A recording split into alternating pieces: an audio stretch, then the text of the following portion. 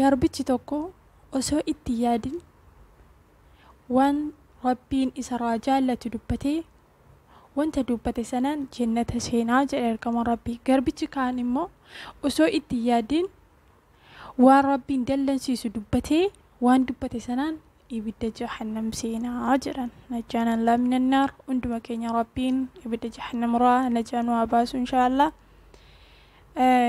Kanaaf jennaan wantoota nuti osoo itti yaadin dubbannu akka qallii takka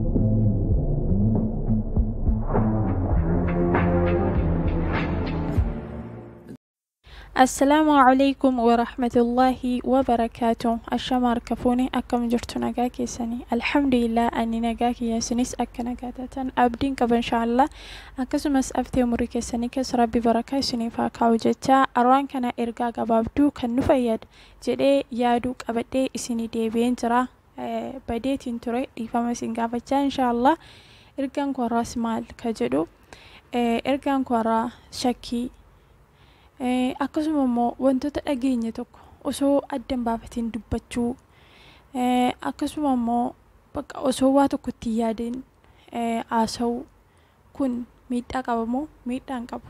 Ergama Rabbii maal jedhan waa'ee kanarratti, waa'ee shakkii irratti, waa'ee osoo waa tokko addan baafatiin dhageenye maaf odeessuu irratti, waa'ee osoo waa tokko immoo itti yaadin dubbannu yookaan barreessinu keessatti keessumaa haala amma keessa jiru ilaalchisee namoonni baay'een social media irratti waan nuti argaa jirrudha jechuudha. Kanaan wal qabatee wantooti kun amma hojiidhaan argisiisaa jirru kun ergama Rabbii hadiisaan nuu kaanii darban jechuudha. Isa waliin ilaallaa jechuudha inshaallah.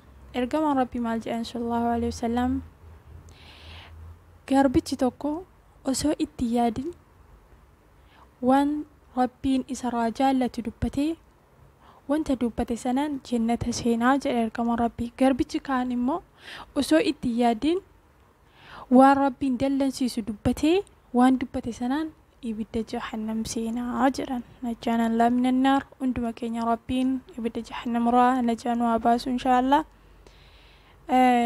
Kanaaf jennaan wantoota nuti osoo itti yaadin dubbannu akka qallii takka xabaa wantoota nuti fayyadamnu kun rabbiin dallansiisuu isa kamtu rabbiin dallansiisa isa kamtu rabbiin immoo gammachiisa ka jennu itti yaaduun barbaachisaadha jechuudha. Inshaallah gama waa tokko dhageenye maaf yookaan immoo shakkii maaf dubbannutti immoo in darbina inshaallah. عن أبي هريرة رضي الله عنه أن رسول الله صلى الله عليه وسلم قال إن العبد لا يتكلم ما يتبين فيها يذيل بها في النار أبعد المشرق والمغرب. متفق عليه. أبا هريرة نفؤد فمن رب دلقا غاري روحا جالته أن رسول الله صلى الله عليه وسلم قال إرقم ربي نجعينا قاب رحمن ربي سان روحا جراته إن العبد قربتي لا يتكلم كدبته قربتي إن ربي ساقبروف يوكانو إيش ربي شاقبرتو يجولا ولو متقبتها قربت ربي لا يتكلم كدبته يوكانو شيتي مكدبت يجولا لينيا يجولا بالكلمات جتتكتي كاننا قلبي فدا وبليونكي إن شاء الله ما يتبين فيها جت سنة كيست كان أدهم بافتين ودبت سنة كيست كان أدهم بافتين يزيل نيبها في النار إبد جهنم كيسبها أبعد المشرق والمغرب أبعد الرفق بين المشرق والمغرب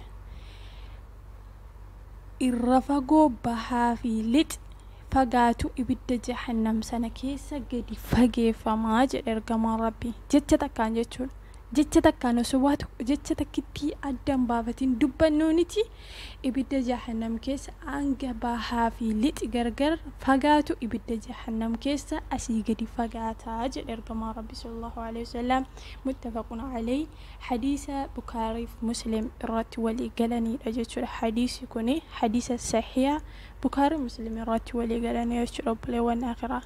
Kanaaf jenna waa tokko dhageenye maaf odeessuun miidhaan qabu kana jechuudha. Jecha takkaan nuti immoo jecha meeqa dubbachaa oolla ofaa ilaallu.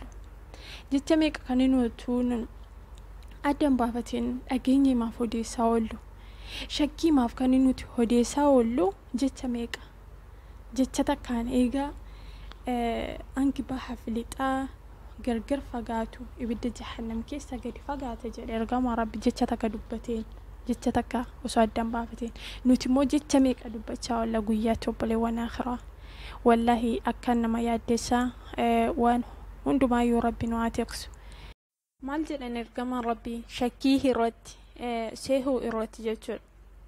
Iyyaakum adh-dhanna fa inna adh-dhanna akdhabu al-hadithi muttafaqun alayhi. ergamaan rabbi ni jedhe nagaaf rahmanni rabbi isaan irraa haa jiraatu. Iyyaakum lubbuu keessan fageessaa adhanna shakkii irraa seehuu irraa lubbuu keessan fageessaa. Fa inna adhanna shakkiin yookaanuu seehuun akdhabul hadiithi irraa kijiba haasawaati. Muttafaqun alayhi hadiisa sahiha Bukhari fi Muslim irratti walii galaniidha jechuudha obboleewwan akhiraa. Egaan arwaan kana kan hin qabadde dhufe. Shakkiin maal akka ta'e waa tokko seehuun maal akka ta'e waa tokko immoo osoo addaan baafatiin haasa'uun dubbachuun miidhaan ni qabu. Akkasuma immoo osoo itti yaadin wantoota rabbi dallansiisan dubbannee ibidda seenuu ammoo wantoota rabbi gammachiisan illee osoo yaadin dubbannee immoo jannata seenuu illee akka dandeenyu jechuudha. Kan irraa hubanna walumaa galatti kan hin qabadde dhufeef haalota amma sooshaal miidiyaa irratti geggeeffamaa jiran keessumaa waa tokko akkanumaan osoo addaan baafannee waliin laaqnu jechuudha zimjanne. Egaan hunduma keenya rabbi nu haa tiksu. Arrabaaf harka keenya hundumaallee rabbi adaba nuuf haa kennu. Ergaan qabadde dhufe har'aa kanumadha. Anga erga bira qabadde deebuutti wa assalamu alaykum wa rahmatullahi wa barakatuh.